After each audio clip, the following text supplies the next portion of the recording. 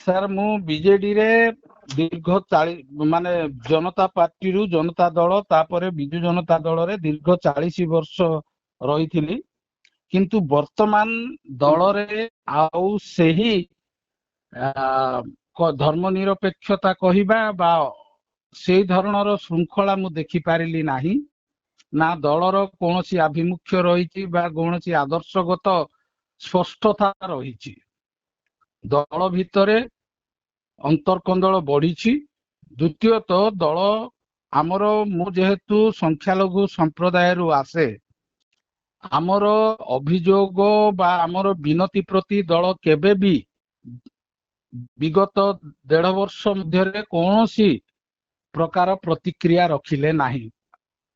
Christian ମାନଙ୍କ ଉପରେ ଅତ୍ୟାଚାର ହେଲା, ମୁସଲମାନ ମାନଙ୍କ ଉପରେ ଅତ୍ୟାଚାର ହେଲା, ମୁସଲମାନ ମାନଙ୍କ ଉପରେ ନାନା ପ୍ରକାର ସମସ୍ୟା ଆସିଲା, ୱାକଫ ବିଲ୍ ଉପରେ ଯୋଉ ସମସ୍ୟା ଆସିଲା, ଆମେ ବାରମ୍ବାର ଦଳକୁ ନିବେଦନ କଲେ ମଧ୍ୟ ଆଜି ପର୍ଯ୍ୟନ୍ତ ଦୃଷ୍ଟାନ୍ତମୂଳକ ପଦକ୍ଷେପ ଦଳ ନେଲେ।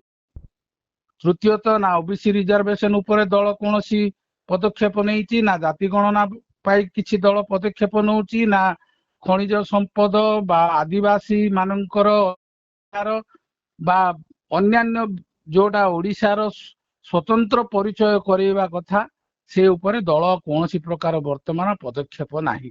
ବିରୋଧୀ ଦଳ ହିସାବରେ ବି ସେଇ ବିରୋଧିତା ଆଉ ଦଳ କରୁନାହିଁ। ତେଣୁ ଏସବୁ ମତେ ଅନେକ ବ୍ୟଥିତ କଲା ଏବଂ କଷ୍ଟ ଦେଲା।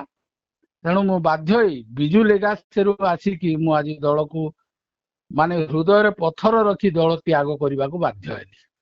ଦଳକୁ ଜଣେଇବା ପାଇଁ ବହୁତ ଥର ଆମର ଦଳର ଯୋଉମାନେ ବର୍ତ୍ତମାନ ମୁଖ୍ୟ ଧାରାରେ ରହିଛନ୍ତି ସେମାନଙ୍କ ସହିତ ଆଲୋଚନା ବହୁତ ଥର ହେଇଛି। ଏ ବିଷୟ ସବୁରେ ଆମର ଅଭିଯୋଗ, ଦଳର ମୁଖିଆକୁ ଭେଟିବା ପାଇଁ ଆମକୁ ସୁଯୋଗ କାହିଁ। ବାରମ୍ବାର ଅନୁରୋଧ କରିବା ସତ୍ତ୍ୱେ ବି ଦଳର ମୁଖିଆ ସହିତ ମଝିରେ ଆମେ ଆଉ ସାକ୍ଷାତ କରିପାରୁନାହିଁ।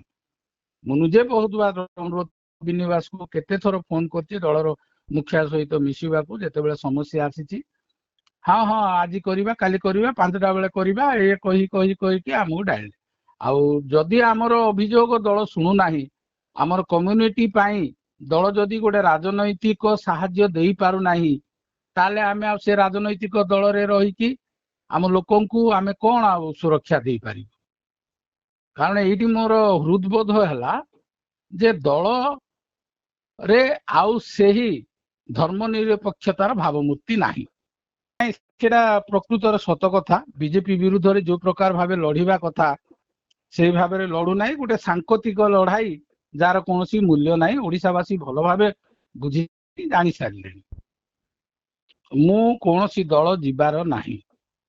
ମୁଁ ଏଟା ସ୍ପଷ୍ଟ କରି କହିଦଉଛି, କୌଣସି ଦଳ ନାହିଁ। କାରଣ ଛାତ୍ର ଜୀବନରୁ ଯେତେବେଳେ ରାଜନୀତି ଆରମ୍ଭ କଲୁ ସେହି ଦିନ ଠାରୁ ବିଜୁ ବାବୁଙ୍କ ସହିତ ରହିକି ବିଜୁ ବାବୁଙ୍କ ଆଦର୍ଶରେ, ପୁଣି ଆମର ଅନେକ ପୁରୁଣା ପ୍ରାୟତଃ ଯୋଉମାନେ ସ୍ୱର୍ଗତ ହେଇଯାଇଛନ୍ତି ସେ ନେତା ମାନଙ୍କର ଆଦର୍ଶରେ, ସେମାନଙ୍କର ଶିକ୍ଷାରେ ଆଜି ପର୍ଯ୍ୟନ୍ତ ଦଳରେ ରହିଥିଲୁ। ଅନେକ ପ୍ରକାର ଘାତ ପ୍ରତିଘାତ ଆସିଲେ ବି ସମ୍ଭାଳିକି ରହିଥିଲୁ। ଯେହେତୁ ଆମ ରାଜନୀତି ଆରମ୍ଭ କଲା ବେଳେ କଂଗ୍ରେସ ବିରୋଧିତାରେ ଥିଲେ, ତାର ବିରୋଧ କରି ଆମେ ରାଜନୀତିକୁ ଆସିଥିଲୁ ଛାତ୍ର ଜୀବନରୁ। ଏବେ ଆଉ ଅନ୍ୟ କୌଣସି ଦଳକୁ ଯିବାର ମୋର କୌଣସି ଉଦ୍ଦେଶ୍ୟ ନାହିଁ। ସାର୍ ମୁଖ୍ୟ କାରଣ କହିବାକୁ ଗଲେ ଦଳରେ ଦେଖନ୍ତୁ, ଦଳରେ ଆଉ ସେହି ଦଳ ହେଇ ଆମର ନାହିଁ। ଯୋଉ ଦଳରେ ଦିନେ ଆମର ଗୋଟିଏ ଅଭିଯୋଗ ଆମେ ବା କୌଣସି ପ୍ରକାର ବସିକି ଆଲୋଚନା କରିବାର ଯୋଉ ସୁଯୋଗ ଥିଲା, ଆଜି ଆମେ ସେଇଟା ଆଉ ପାଉନୁ।